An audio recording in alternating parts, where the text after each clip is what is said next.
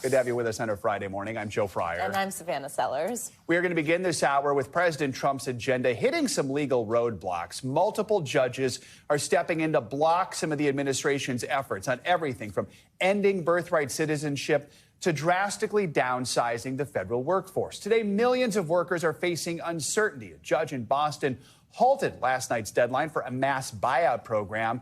The package, which offers employees pay and benefits in exchange for quitting their jobs, is now on hold pending a hearing on Monday. A senior administration official tells NBC News more than 60,000 workers have already accepted the deal. Democrats argue that that money, though, is not guaranteed. My fear is these folks are going to get scammed and then be the first to be fired because they've raised their hands. It comes as we learn more about plans to gut two government agencies. Sources familiar with the plans tell us the U.S. Agency of International Development will go from having over 5,000 employees down to just 290 workers. Meanwhile, employees at the General Services Administration, they manage federal buildings and properties. They were told they will face a, quote, substantial staff reduction. To break this all down, we have NBC News legal analyst Danny Cevallos, also our White House correspondent Aaron Gilchrist in Washington, who we will kick things off with. Aaron, good morning. So with this deadline for this federal buyout package now on pause, was supposed to be last night at midnight, what happens next and what is the administration saying? So, Savannah, there's still a lot of confusion when we've talked to some employees, federal government employees, about this buyout program, this deferred resignation, as the government is calling it. They're still confused about what exactly will stick for them. At the same time, we've now seen more than 24 lawsuits filed against the Trump administration for various executive orders and executive actions and memos that have been signed by the president in the few weeks that he's been in office. In this particular case with this buyout program, an employee union for federal workers has sued the administration, saying that this buyout program violates federal law and that the president doesn't have the legal authority to offer this sort of a program. And so that's what's led to this court pause, this judge-imposed pause on that buyout program that should have expired last night. The administration sees this as an extension of the buyout program, more time for more people to opt into it. I want you to hear how the White House press secretary talked about this program from the White House yesterday. If they don't want to show up to the office, if they want to rip the American people off, then they're welcome to take this buyout, and we'll find highly competent individuals who want to fill these roles. She went on to say that we are grateful to the judge for extending the deadline for this program. They see it as Monday now being an opportunity for more people to buy in, guys. So, Aaron, last night we learned the president signed more executive orders behind closed doors. One of them focuses on sanctions against the International Criminal Court. The other has to do with what the president calls anti-Christian bias. Tell us more about these. We'll start with the ICC. Those sanctions against some officials at the ICC and their family members. These are financial sanctions. These are visa restrictions on their travel. You might remember that last year, the ICC issued a warrant for Benjamin Netanyahu, the prime minister of Israel. And President Trump, in signing this executive order, said that the court has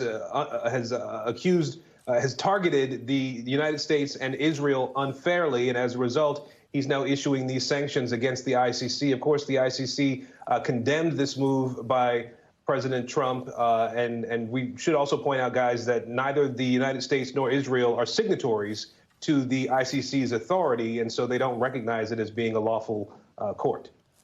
Aaron, also before we go, let's talk about some confirmations here. The Senate voted along party lines, much like we've seen, to confirm Russell Vought as the next head of the White House Office of Management and Budget.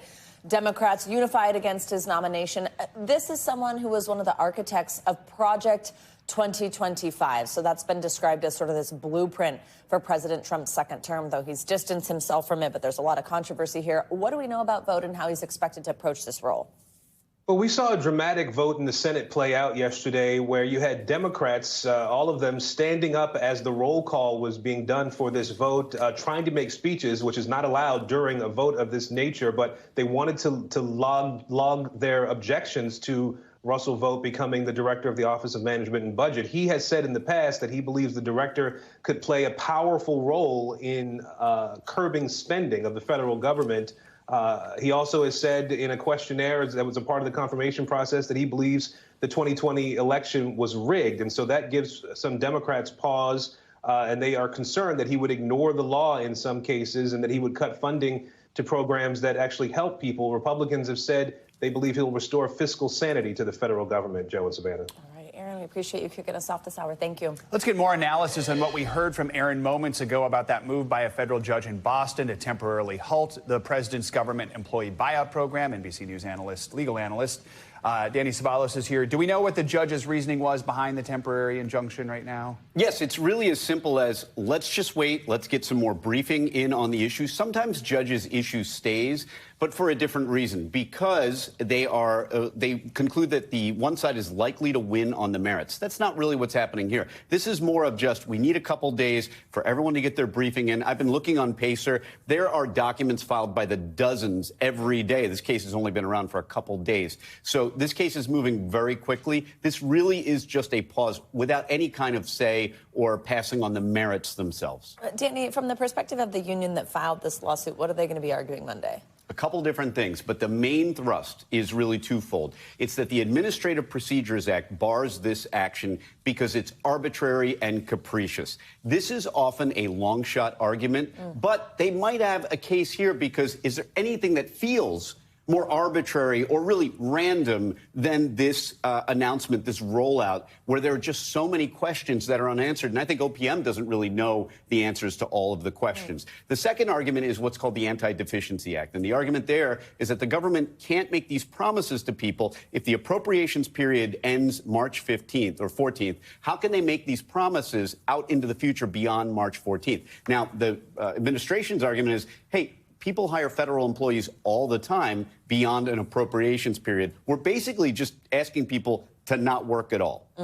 So with employees right now, there's just a lot of worry. People are wondering, do I take the buyout? If I take the buyout, will I actually get paid? If I don't take the buyout, am I just going to get fired a few weeks or months from now? So with all that in mind, are there other legal avenues for folks right now? Is this sort of legal action happening right now the main point? What are the possible scenarios? Yeah, I'm also glad you bring that up because one of the administration's arguments is the reason they say this doesn't violate the Administrative Procedures Act is because it's not a final agency action. Now, listen to the reasoning here. They're saying we're not telling anyone to do anything. It's the decision they make. They're free to make a decision. But how free does that decision feel when you get an email that says, take this or your future is very uncertain. We have no idea what your job will be in the next few weeks. So that's going to be one of the arguments we're going to see front and center on Monday. All right, Danny, thank you so much. Thanks, Danny.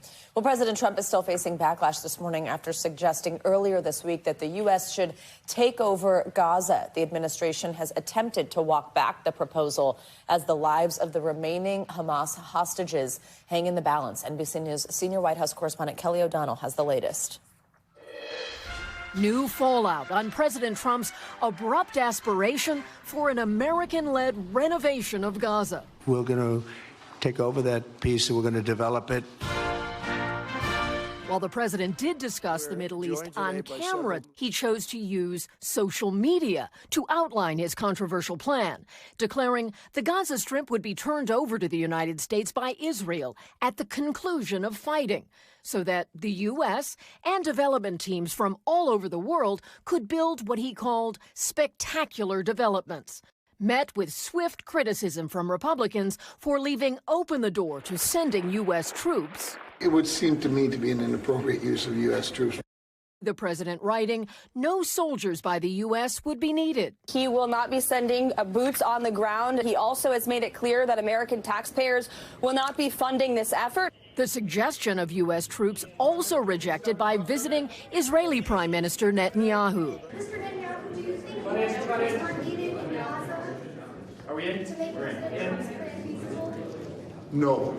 But the president's Gaza plan dismissed by many Middle East countries who insist Palestinians should be able to remain in Gaza. The president acknowledged the fragile ceasefire deal with Hamas to release hostages. We have more hostages to come, and we hope they live up to their word. An emotional Aviva Siegel, a former hostage, just welcomed home her American husband, Keith. It's difficult for me to think that he was there so many days without me. And there were so many moments that he needed me to be with him, and I wasn't there. President Trump will get a chance to meet face-to-face with one of the regional leaders who has rejected his Gaza plan. Jordan's King Abdullah is due here next week. All right, Kelly O'Donnell, thank you. President Trump is starting to deliver on his campaign promise to carry out mass deportations. ICE officers are making hundreds of arrests a day all across the country. NBC's David Noriega got a look at how some of those raids are playing out in the community of Aurora, Colorado, where gang members from Venezuela are a primary target, but law-abiding citizens are fearful too. ICE and other federal agencies conducting sweeps on multiple locations in Denver and Aurora, Colorado, the latest in Trump's nationwide immigration crackdown. We're here today to conduct an at-large enforcement operation looking for Tren de Agua, the gang members here from Venezuela. A show of force, with dozens of officers descending on apartment buildings, but staying mostly outside people's homes. They banged on the door, opened the door, and they were like knee-deep in front of my door. And they were asking me if I was American or if I was legal. Residents telling NBC News they stayed inside, stayed quiet, and were not served warrants. The threat of these types of sweeps has had Venezuelans in Aurora on edge for weeks. The biggest question on their minds: will authorities distinguish between law-abiding immigrants and those with criminal records? Cuando hacen la barriada, caen inocentes, como pueden caer otros que son culpables. Defiendo a mis paisanos hasta los últimos. Si hay uno que sí deberían de ser deportados. Aurora has been in Trump's sights since August, when this viral video of armed men, alleged by law enforcement to be members of Tren de Agua, led the then presidential candidate to promise the city would be among the first to see mass deportations. Multiple apartment complexes have been taken over by the savage Venezuela prison gang known as Tren de Agua. City officials say gang activity is limited to a few individuals. Migrants themselves say the truth is somewhere in between. The presence of the Tren de Agua gang here in Aurora has, on the one hand, been greatly exaggerated. But on the other hand, it's been minimized beyond even what many Venezuelan migrants here would agree with. Venezuelans living in Aurora tell NBC News that for months, people they perceive to be gang members have been harassing and at times extorting their fellow Venezuelans. Jeanette Rodriguez came to Aurora from Venezuela 30 years ago. She's a deputy with the Arapahoe County Sheriff's Department, as well as an associate pastor in her church and a community leader. Both things are true. We have a lot of families that came here to find a better life, but you also have people who came here that have an agenda, that are career criminals. Rodriguez says these criminal actors target not Americans, but fellow Venezuelans, who they know are vulnerable and unlikely to report the crime. These organizations like Tren de Agua, they victimize their own people. The Trump administration's large-scale roundups using DEA, FBI, and other agencies to boost the ranks of ICE substantially raised immigration arrests. Early data shared by ICE showing 1 week of arrests at more than double the most recent daily averages under President Biden. A DHS official telling NBC News that ICE made 840 arrests Wednesday nationwide, about two-thirds with criminal convictions or pending charges. The others were, quote, other immigration violators. In advance of the Colorado raids, ICE said it was targeting over 100 members of Tren de Agua, but did not respond when NBC News asked how many people were arrested here or how many had proven gang ties. Harrison, the barber, was not among those arrested. Pues nosotros aquí somos prestados también. Nosotros no quisiéramos estar aquí, pero la situación del país que se está viviendo nos hizo migrar, no porque nosotros quisimos. David Noriega, NBC News. In the wake of last week's mid-air collision between a passenger jet and a Black Hawk helicopter, the FAA is taking steps to temporarily reduce air traffic at Washington's Reagan National Airport. At the same time, President Trump wants to explore revamping the nation's antiquated air traffic control system, and a Secretary of Transportation says Elon Musk might be able to help. NBC News senior correspondent Tom Costello has more. 8 days after that mid-air crash over the Potomac, rescuers requesting permission to search the shorelines for debris. Recovery teams raised the Army helicopter from the river, critical to the investigation. Investigators believe it was flying above its designated altitude before the crash. With 2 runways out of service, the FAA has notified airlines that it's cutting the number of arrivals from 28 to 26 per hour at Reagan National, with investigators concerned for air traffic controllers who have an increased level of stress while also having a front row view of the accident recovery. President Trump suggested the nation's antiquated ATC system played a role in the accident. We should have had better equipment. We don't. We have obsolete equipment. The new Transportation Secretary, Sean Duffy, I had a conversation with Elon Musk yesterday, says Elon Musk will help overhaul air traffic control, which the FAA has spent years trying to upgrade, but without full congressional funding. If Elon Musk or anyone else can provide great ideas, I mean, they are certainly on the cutting edge of technology, then I think that's great. But Democrats are concerned about Elon Musk's promise of rapid safety upgrades, noting the FAA oversees Musk's SpaceX rocket launches. It's a clear conflict of interest, and Secretary Duffy should make sure that Mr. Musk is not part of the FAA air transportation system. Meanwhile, praise for new D.C. firefighter Sean Wathan, a Marine veteran who stood silent guard for hours by the remains of Army Staff Sergeant Ryan O'Hara, lost in the crash, while firefighters saluted flight attendant Ian Epstein, his remains brought home to Charlotte. One more note, the NTSB now says it appears likely that the helicopter crew was in fact wearing night vision goggles at the time of the crash. They were on a nighttime military mission, which included wearing goggles. We don't know what type of goggle, and we don't know whether they would have aided the pilots or made it more difficult to see an oncoming regional jet over the river. Back to you. All right, Tom, thank you. It is Friday, time now for your morning News Now forecast. Meteorologist Denise Isaac is back with us for a check at your weekend radar. Denise, good morning. Good morning, Savannah and Joe. Well, today we are tracking some light snow showers moving across the Great Lakes, but most of the nation is fairly quiet. Though you do see Billings, Montana, some snow falling across the northern Rockies. That will be our next big storm system that will bring snow across the Midwest, Mid-Atlantic, and to the Northeast Saturday into Sunday. So as we take a look here, 42 million people will be impacted by winter weather advisories, winter storm watch, and the big winner will really be the Northeast. So first, let's take a look at how this system evolves. It will move through Saturday afternoon across the Ohio Valley, bringing some icy conditions from Cincinnati all the way into Pennsylvania. And this is the same area that got to see the ice yesterday. So pretty much, we don't have a lot of days to just take a break.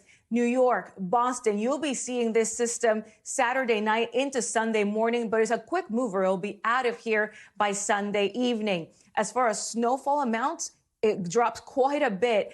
5 to 9 inches from Boston to Worcester, as well as southern New Hampshire, while locally in southern Connecticut, places like Greenwich could pick up locally 8 inches of snow. As far as ice accumulations, here we go. Hagerstown, Maryland, we could get at least 0.10 of an inch of ice, which will mean treacherous driving conditions Saturday night into Sunday. So while we're tracking this area of low pressure moving across the middle of the country Saturday, the south stays fairly warm with temperatures in the 80s. On Sunday, that morning, snow in the northeast, that system will pull away by the afternoon. Temperatures will be cooling down in the Midwest. And New Orleans, 79 degrees for that Super Bowl Sunday under sunny skies. So great weather for football.